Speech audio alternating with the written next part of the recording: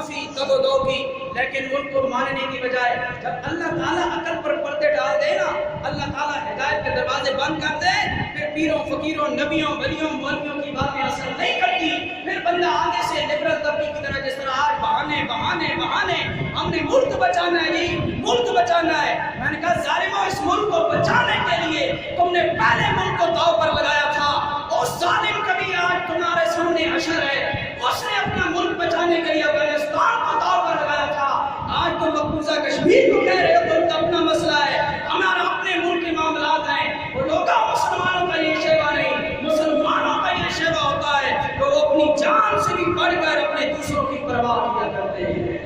قرآن کہتا ہے وَيُؤْثِرُونَ عَلَىٰ أَنفُسِهِمْ وَلَوْ كَانَ بِهِمْ خَصَاصَةٌ، سورۃ الحشر کے اندر فرمایا، اللہ تعالیٰ نے فرمایا مومن بندوں کی یہ پہچان ہے جو اپنوں پر اپنے آپ پر دوسروں کو ترجیح دیتے ہیں۔ لہٰذا یہ آیت کاش ہمارے خان صاحب اور چیف آباری صاحب کو یہ آیت سنا دے کہ اللہ تعالیٰ تو کہتا ہے کہ مومنوں کی یہ نشانی ہے کہ وہ اپنی ذات پر دوسروں کو ترجیح دیتے ہیں، دوسرے مسلمان بھائیوں کو۔ تو آج ہمیں ملک بچانے والی تحریک دوبارہ جنم لے رہی ہے۔ ہم نے ملک نہیں بچانا، ہم نے پورا عالم اسلام بچانا ہے، ہم نے پورا جہان کا مسلمان بچانا ہے۔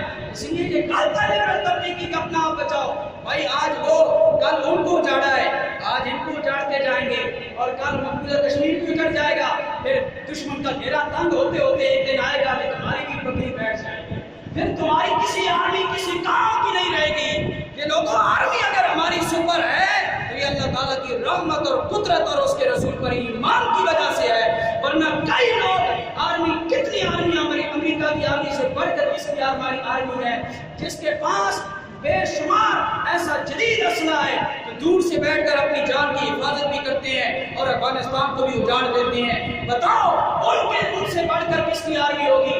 لیکن اللہ تعالیٰ نے پاکستان کی آرمی کو اگر عزت دی ہے تو یہ اللہ تعالیٰ اور اس کے رسول پر ایمان کی وجہ سے اور قرآن کی وجہ سے دی ہے۔ اس لیے اس قرآن کی تعلیمات کو سمجھ کر ہمیں مسلمانوں کا تحفظ کرنا چاہیے۔ ہر موڑ پر ملک داؤ پر لگ جائے۔ محمد بن قاسم ایک عورت کی فریاد پر عربوں کو چھوڑ کر 7 سمندروں پار اپنے گھوڑے سمندروں میں دوڑا کر اس عورت کی داد رسی کے لیے محمد بن قاسم آیا تھا اور سندھ کو فتح کر کے گیا تھا، برے صغیر پر اپنے نبی کے جھنڈے علم کا جھنڈا، نبی کا جھنڈا لہرا گیا تھا، اسلام کا علم بلند کر کے گیا تھا۔ آج ہمارے پاس تو ایٹمی پاور بھی ہے، ہمارے پاس اسلحہ بھی ہے، ہمارے پاس تو سپر افواج پاکستان بھی ہے، پھر کس چیز کا ڈر ہے؟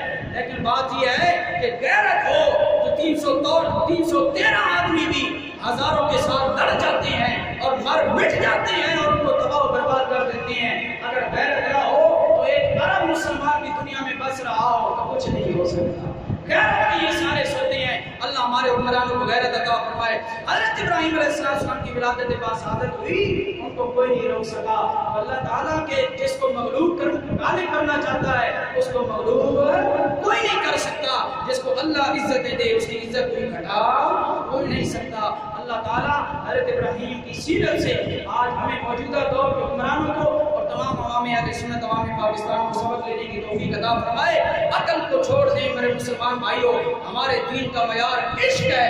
علامہ اقبال نے کہا تھا بے خطر کود پڑا آتش نمرود میں عشق، بے خطر کود پڑا آتش نمرود میں عشق، عقل ہے بے تماشائے لبے عام، ابھی عقل ابھی سوچ رہی ہے کہ یہ کروں وہ کروں، اس طرح کروں اس طرح کروں، مذاکرات کروں۔ میں نے کہا خان صاحب آپ نبی کریم سے بھی زیادہ نرم دل ہیں، آپ نبی کریم سے بھی زیادہ رحمت والے ہیں۔ اللہ تعالیٰ کے نبی نے جب مذاکرات کا ٹائم تھا مذاکرات کیے، جب دنیا مذاکرات سے کفر و شرک نہیں سمجھا، پھر اللہ کے نبی نے غزوہ بدر کی، غزوہ احد کی، غزوہ حنین کی، 27 جنگیں میرے نبی نے خود لڑ کر کافروں کا تباہ و بربادی کا نشان بنا دیا اور کہہ دیا لوگوں جب سمجھو تو باتوں سے سمجھے، باتوں کے غرور باتوں سے نہیں سمجھتے۔ آج یہ اس کہاوت کو عملی جامہ بنانے کا وقت ہے۔ اللہ ہمارے حکمرانوں کو